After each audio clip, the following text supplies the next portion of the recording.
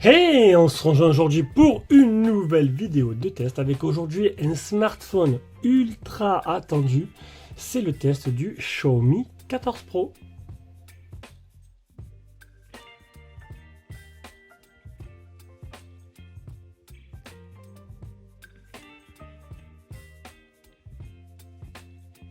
Alors c'est un téléphone qui est sorti il y a 17 jours en Chine. 17 jours, oui, c'est très peu, il est arrivé très vite. Donc du coup, je vous présente son test. C'est un téléphone qui arrivera sur le marché français. Alors, si je me base sur les tarifs du 12 Pro, du 13 Pro, il sera à peu près à 1290 euros, je pense, 1300 euros. Donc là, c'est un téléphone qui a un prix d'appel à 860, je crois, sur Trading Shenzhen. C'est un téléphone qui vient de Trading Shenzhen. Vous aurez un lien d'achat en dessous en description et je vous invite à passer par ce lien. Ça permet de me soutenir déjà pour commencer. Donc j'ai beaucoup à dire sur ce téléphone, oui, parce que déjà il va intégrer la nouvelle version de HyperOS. Donc je vais vous montrer de suite, hop là.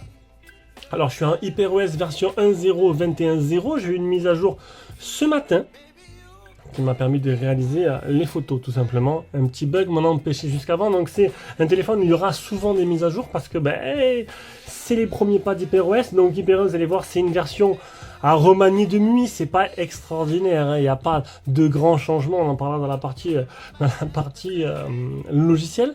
Donc avant toute chose, on va commencer. Donc tu veux t'abonner, un petit pouce bleu, un petit commentaire, je lis tous les commentaires, je répondrai à tes questions.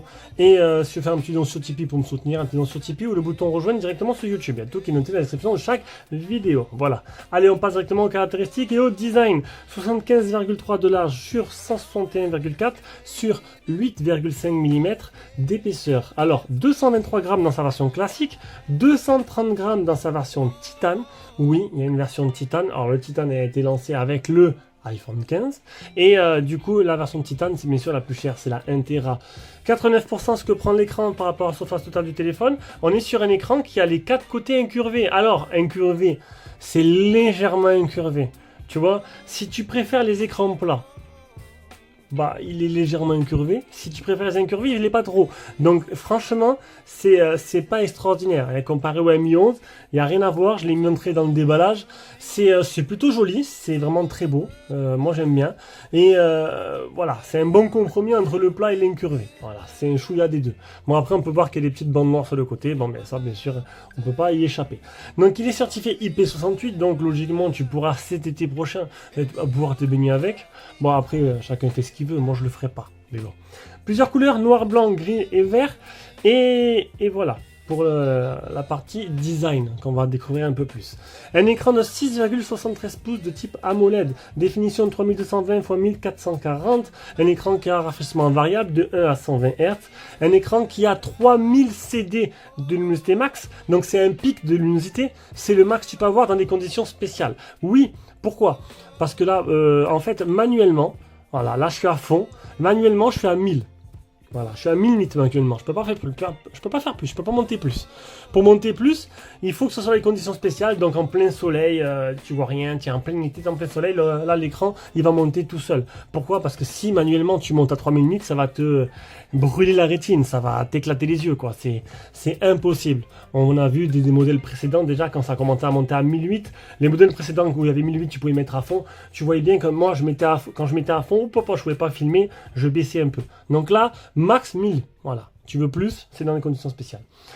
Donc on continue avec on va continuer avec le design. Donc en bas tu vas y retrouver le double nano SIM, le type C, haut-parleur stéréo. Alors double haut-parleur stéréo certifié Dolby Atmos. Comme d'habitude, ils ne sont pas symétriques, dommage. Donc du coup quand tu vas jouer, tu vas obligatoirement en obstruer un. Faut mieux que tu caches lui, parce que c'est celui-là qui est le moins puissant, mais on le verra ça à la fin. Le tout est animé par le Snap 8 génération 3, donc c'est le premier modèle qui sort avec ce Snap-là. Xiaomi, ils veulent toujours être les premiers là-dessus. Et des fois, ça leur porte défaut, parce que du coup, l'optimisation, elle n'est pas trop au rendez-vous. Avec un Adreno 750. En sachant que je ne devais pas avoir le 14, finalement, le 14 va arriver. Et j'ai aussi le IQ 12 et IQ 12 Pro qui arrive. Donc, je pourrais faire un petit pas comparatif, parce que à mon avis, je ne vais pas tous les garder, hein, je vais devoir les vendre.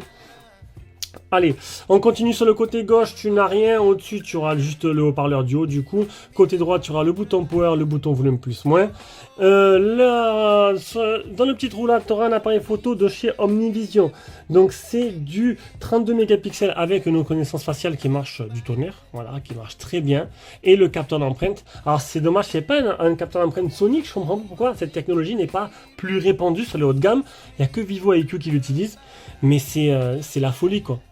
C'est comme sur iPhone, comme avant quand il y avait les capteurs d'empreinte, ça déverrouillait super vite. Là, du coup, bon, ça marche bien, mais bon, voilà. J'aime bien ce capteur Sonic qui prend la moitié de l'écran, c'est plutôt très très intéressant. On tourne l'appareil, on a un dos plutôt classique, rien d'extraordinaire. Alors déjà, tu as vu l'inspiration. Bon, là, tu sens bien qu'il y a la marque à la pomme qui est passée par là. Fini les côtés un peu biseautés ou avec une bonne prise en main. Je vais pas dire que la prise en main n'est pas bonne. J'aime bien ce téléphone, je le trouve très joli, mais c'est sûr que ils ont copié la marque à la pomme et ça se retrouve jusqu'à dans la vidéo promotionnelle où c'est, on le sait tous, Xiaomi, le niveau inspiration, voilà quoi. Donc à l'arrière, la coque classique, blanc nacré, un bloc photo qui ressort assez, donc beaucoup de commentaires qui me disaient le bloc photo il est énorme. Attends de voir les prochains Vivo, mais voilà, les blocs photos, faut y rentrer les objectifs qui sont de plus en plus gros. Donc obligatoirement, tu as des énormes blocs photos. Voilà, tu vas pas retrouver un truc plat, ou sinon c'est parce que tu as de la partie photo qui n'est pas aussi excellente que ce modèle-là, parce qu'elle est pas mal. Voilà, faut se faire avec maintenant, c'est que les téléphones deviennent de plus en plus performants, le bloc photo prendra de plus en plus de place. Et je l'ai dit, le Vivo X100 qui va arriver, c'est plutôt énorme. Alors il y a quoi dans ce bloc photo?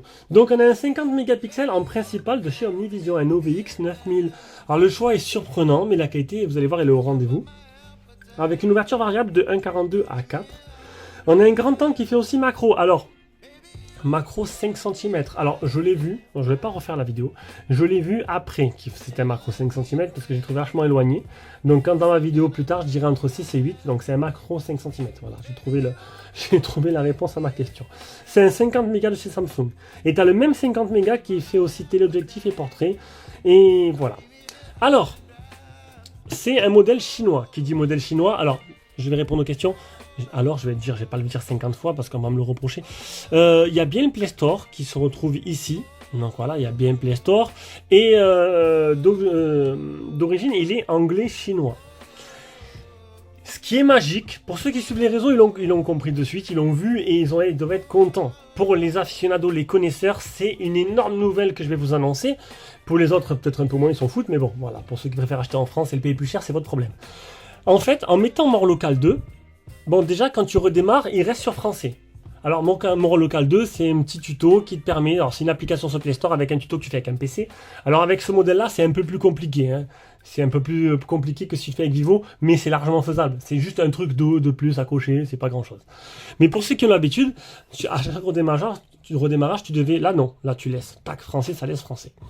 Mais ce qui est le plus intéressant, c'est que avec HyperOS, ils ont, à mon avis, voulu marier. Au lieu d'avoir la ROM MUI globale, MUI Chine, tu auras HyperOS avec toutes les langues, multilangues. Alors, j'ai pas dit que les langues seront disponibles d'origine, parce que là, c'est que anglais chinois d'origine, vous l'avez vu dans le déballage. Mais par contre, avec More Local 2, eh ben, le français est apparu comme par magie. Alors, maintenant que j'ai fini, vraiment, que j'ai fait le tour du téléphone, je peux vous dire qu'il y a peut-être à peu près 50% de français. Un peu plus, un peu moins, j'arrive pas trop à mesurer, mais il y a beaucoup de français. Donc il suffit de vous montrer, alors je vais pas vous montrer les messages en français, les appels en français, les contacts, c'est le menu là en français. Alors je vais pas vous montrer parce que sinon vous allez voir mes contacts, mais genre vous cliquez sur la calculatrice, c'est en français. Vous cliquez sur l'horloge, regardez, c'est en français. Et j'ai fait pas mal de captures d'écran. Il y a l'horloge, il y a aussi la boussole. Voilà, j'ai fait chaque application Enter une par une. Il y a les contacts, il y a les menus d'appel. Voilà, il y a énormément de français. Et je pense que ça va se bonifier avec le temps. Et je pense qu'en fait, ils ont réuni les deux ROM. Et donc, du coup, maintenant, ben, tu peux t'acheter ton modèle en Chine, mettre More Local 2. Allez, tu te tracasses un peu, tu le mets, et après, tu es tranquille. Et avoir le français. Et là, c'est super intéressant. Voilà. On verra tout à l'heure à partir du logiciel. J'ai fait quelques captures d'écran, des paramètres pour vous montrer tout ça. Allez, on continue. Donc après, vous voulez savoir un peu ce qu'il fait comme bande 4G et 5G. Donc déjà, il est full 5G. T'as un forfait 5G, pas de souci, nickel. Tu capteras à fond, comme moi, j'ai pas de problème. Et j'ai aussi un forfait 4G, bon parce que je suis pas tout le temps en 5G, presque, 90% du temps j'ai envie de te dire. Et quand je suis en 4G, ben j'ai la 4G partout, voilà. Arrêtez avec ce problème de bande. Il a, en fait, pour SFR et Orange, il a 4 bandes 4G sur 5. Et pour Bouygues et Free, il a 3 sur 5. Voilà, il manque la B20 et la B28B. Mais vous inquiétez pas, vous aurez la 4G de partout. Le Bluetooth 5.4. Et au niveau de la batterie, 4880 mAh, recharge rapide 120 watts, sans fil 50 watts et recharge inversée 10 watts. Allez, bon, je vais vite passer sur l'écran, il n'y a rien à dire, il est 10 touches, il est magnifique, c'est un écran AMOLED, 3000 CD max, un écran variable de 1 à 120, un écran avec une protection, alors c'est ni du Gorilla Glass ni du Dragon Trail, décidément j'ai mâché mes mots, c'est une protection prioritaire de chez Xiaomi. Voilà, c'est eux qui l'ont mise au point, voilà. Mais bon, il Dolby Vision, 12 bits, HDR10, tout ce que tu veux, quoi. Après, je rentre pas dans les détails. C'est un magnifique écran et tu as la pointe de la technologie avec, c'est tout ce que tu dois savoir. On passe à la partie logicielle. Partie logicielle, donc HyperOS, c'est quoi? Ben, c'est pareil. C'est pareil. Alors, j'ai lu sur certains sites que c'était plus fluide, c'était mieux. C'est pareil, voilà, c'était fluide, oui. Hein. Bon là, on repart à zéro. Bon voilà, le grand changement pour nous, et alléluia, c'est le français. Donc voilà, comment se présente le menu. Bon, ils ont changé ça, ils ont changé la présentation. Alors je vais te montrer de suite, alors je vais enlever parce que du coup il y a mon compte Mi. Je vais monter juste un peu et je vais te montrer ça. La suite, personnalisation, voilà. Donc tu cliques là, et en fait, voilà, tu vois, il y a du français, verrouillage d'écran, classique. Donc c'est bien présenté, hein, mais... c'est pareil, ils ont changé quelques icônes, quelques menus, les widgets, en a foison des widgets, hein, mais les widgets, bon là c'est une version chinoise, du coup les widgets, ben, c'est du chinois, mais t'en as en paquet quoi. Bon, tu peux mettre des widgets que tu peux utiliser bien sûr, mais c'est sûr que niveau widget, il y en a en paquet. Pour ceux qui adorent ça, ils seront servis. Voilà, donc ça c'est les widgets fournis avec, et après tu as les widgets classiques de chez Android. Mais ben voilà, c'est tout, c'est fluide, ça tourne très bien, c'est très agréable à utiliser, et je me régale. Et honnêtement, pour l'instant, ne me demandez pas, je le garde. Mis à part si le 14 normal, avec une prise en main en plus petit modèle, il m'intéressera plus, ou le EQ, ou le prochain vivant, ou. Déjà, ce que je suis sûr, c'est pour l'instant, je le garde. Donc, mon Oppo, next. Ça, voilà. Allez, on passe aux captures d'écran. Donc, en tout, 2 millions. Voilà, on passe la barre des 2 millions. C'est surpuissant. Le test de chauffe, comme d'hab, hein, sur les gros processeurs, ça n'a pas marché. 15 975 le PC Mark. Le premier Geekbench, le deuxième Geekbench.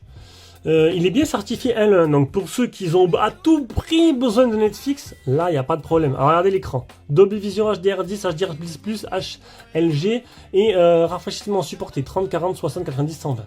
Voilà, vous êtes content? Il y a la totale. Ah, c'est pas mal ça. Là j'ai pas fait exprès, j'ai improvisé total, mais je ferai ça pour les prochaines vidéos. Et je trouve ça pas mal, je savais même pas que ça faisait ça. Pourquoi pas. Le safety net, il est passé. Alors on a l'accélération, alors vous avez vu, il y a de l'anglais quand même, hein. Accélération double Wi-Fi ou le Wi-Fi plus la 4G ou la 5G. Là on a du français, donc interconnectivité, c'est en gros un nouveau menu qui est apparu.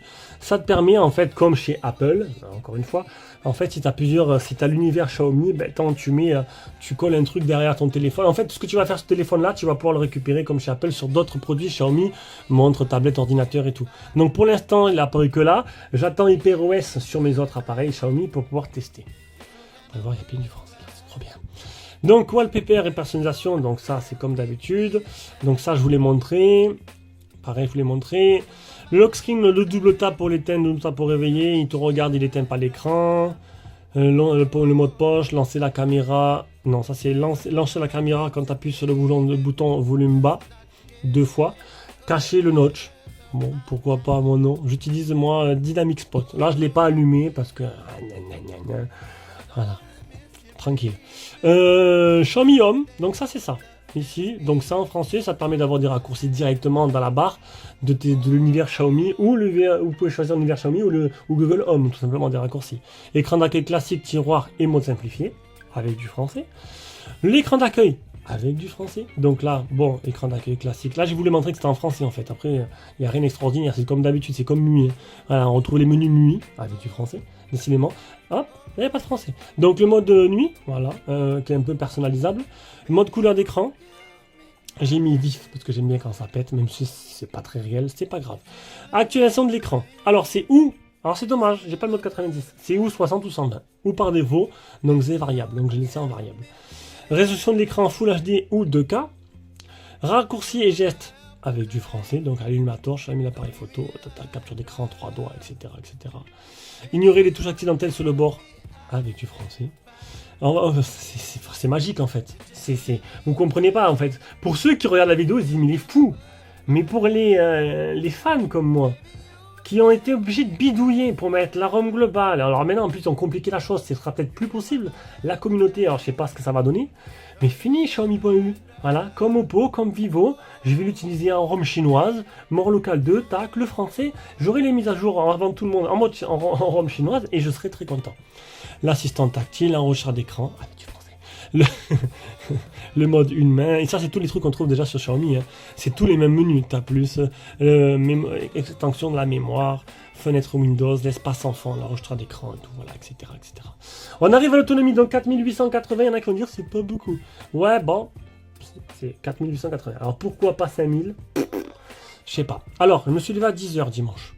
Je me suis levé à 10h, je l'ai fait le capture d'écran 20h45, donc 10h45 d'utilisation, 2 heures d'écran allumé, il me restait, voilà, 65, 66, 65%.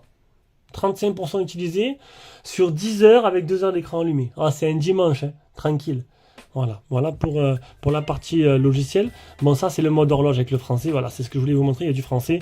HyperOS, mise à jour pour quand j'ai pris les captures d'écran. Et là, GPS test, 50 satellites fixés sur 64, 3 mètres de marge. C'est très bien. Je vous passe la partie jeu où ça tourne à ta balle. Pas besoin de vous montrer, ça tourne à fond. Logiciel photo en français. Tout en français, regardez. Tout.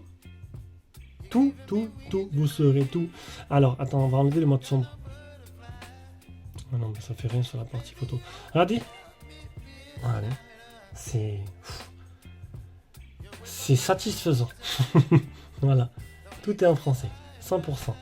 Et pour ceux qui se demandent, j'ai testé pour un ami à moi, j'ai cliqué sur arabe. Eh ben, c'est les mêmes choses qui étaient en français, c'est en arabe. C'est multilangue. Voilà, multilangue. C'est de la balle. Voilà, passez par mon lien, s'il vous plaît, passez par mon lien. Au moins, ça me permet de... Voilà, ils sont contents de moi, après, je fais des ventes. Même s'ils se doutent bien que ceux qui achètent de France, ils me connaissent. Je ne fais pas ce trading Shenzhen comme ça, par hasard, en tombant dessus, quoi. Alors, mode pro, mode film, mode vidéo, qui va te permettre de filmer jusqu'en 4K. Attends, non, c'est pas là. On peut pas un truc plus simple. Alors, déjà, hop, on va cliquer sur 720p, donc 8K. 8K, 30 fps. Voilà, on va remettre en Full HD parce qu'après... Vu que je le garde, je vais filmer avec, je vais me tromper. Donc, 1080p, 30 fps. Donc ça, c'est le truc d'origine. En mode photo, donc Leica authentique, Leica vibrant. Ça, je l'ai expliqué juste après. Les ratios d'écran, l'ouverture manuelle ou automatique. Le super macro, etc. Il y a pas mal d'options, hein. Le mode portrait, le mode document, le mode plus, nuit, 50 mégapixels, panorama, court-métrage, ralenti, accéléré, autocollant, filigrane, position super lune, photo rapide et mode réalisateur. Voilà. Vous êtes ok, d'accord. Donc, maintenant, je vous mets toutes les photos maintenant, et puis les vidéos, et aussi toutes les photos dans un lien Google Drive si vous voulez aller voir les photos un peu plus sur grand écran.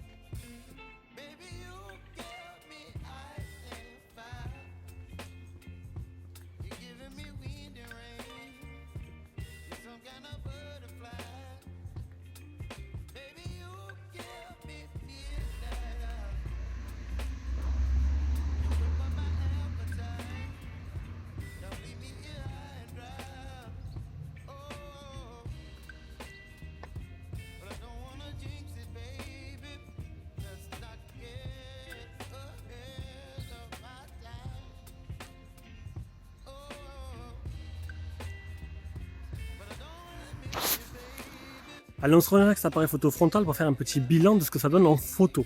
Donc déjà, vous le savez, partenariat avec Leica oblige, deux modes, Leica authentique, Leica vibrant. Donc Leica vibrant, c'est des couleurs plus flashy, moins réalistes, et Leica authentique, on aura des couleurs plus naturelles. Donc sinon, au niveau de la photo, on va commencer par le mode nuit. Alors un mode nuit qui est très efficace vraiment en pleine pénombre ou presque. Il est beaucoup moins efficace dès qu'il y a un peu de lumière. Je trouve qu'il approfondit pas un peu et il éclaire pas assez les zones d'ombre. Après, il y a des mises à jour. On sait qu'HyperOS c'est au début, hein, c'est la version 1.00. J'ai une mise à jour ce matin qui m'a permis de faire ces photos de jour aujourd'hui. J'ai pas pu le faire il y a 2 jours à cause de la surexposition due au soleil. Donc là, voilà. Donc là, ça marche très bien. On va parler un peu du macro. Donc un macro qui est vachement éloigné du sujet. Donc un macro entre 6 et 8 cm exactement, mais qui donne de très bons résultats, je trouvais. On peut continuer sur la photo. Donc les photos classiques, très bon autofocus, le zoom se fait bien, les couleurs sont belles, la mise au point est bonne, les photos sont plutôt très jolies et je suis conquis complètement par la qualité, le rendu de cet appareil photo Xiaomi 14 Pro. Au niveau de la vidéo, donc très bon résultat aussi. Ça m'a fait penser au Vivo X90 Pro Plus quand j'ai pris le zoom sur le nid de fourmi que j'ai pu tomber. Vous avez pu voir, les résultats sont quand même un chouïa meilleurs que le Vivo. L'image est plus nette, il n'y a pas de bruit et même en zoomant au maximum, on peut voir les fourmis en gros plan et vous avez pu voir un peu le niveau de focus, le niveau de zoom qui est plutôt excellent. Voilà, d'accord. Donc, pour faire un bilan, j'ai été conquis totalement par ce Xiaomi 14 Pro. Très bon en photo, très bon en vidéo. Un peu moins bien de nuit, je vous l'ai dit, mais sinon très très bien. Allez, on va écouter un peu le son, donc les deux propellers stéréo.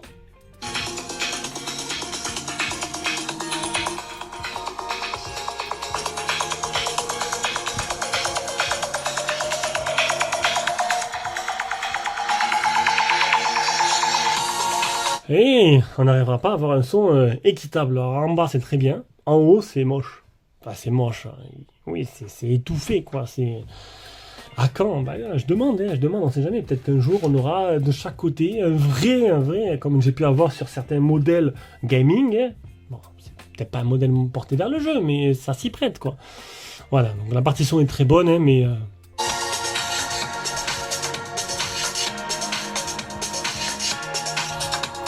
même je trouve qu'il manque un peu de grave. J'ai un peu connu mieux. Voilà. Donc, bon, on arrive à la conclusion. Alors là, conclusion, que faire? Que faire? Attendre qu'il sorte en France en global, le payer 1300 €, faire quelques économies. Alors 867, allez, tu rajoutes les frais de port, frais de PayPal à presque 900 à 1300, ça fait 400 quand même. 400, parce que oui, il va coûter à peu près 1300. Comme ça, Madame Irma, tu vois, je suis.